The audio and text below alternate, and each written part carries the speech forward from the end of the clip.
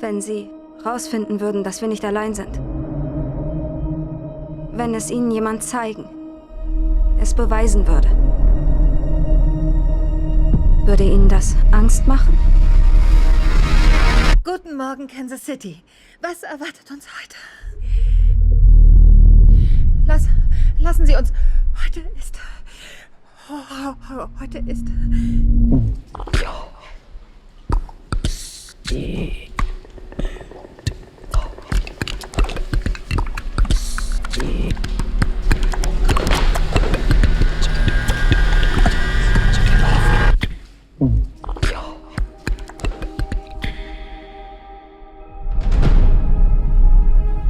Die Menschen haben ein Recht auf die Wahrheit.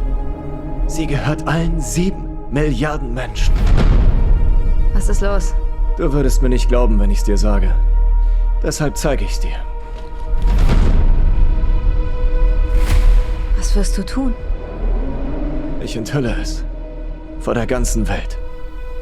Und zwar alles.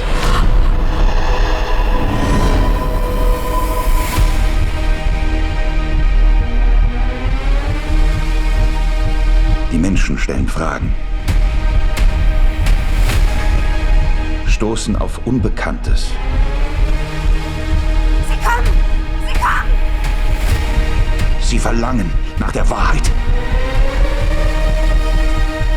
Denkst du, es gibt noch andere? Warum sollte er ein so riesiges Universum erschaffen? Und das nur für uns?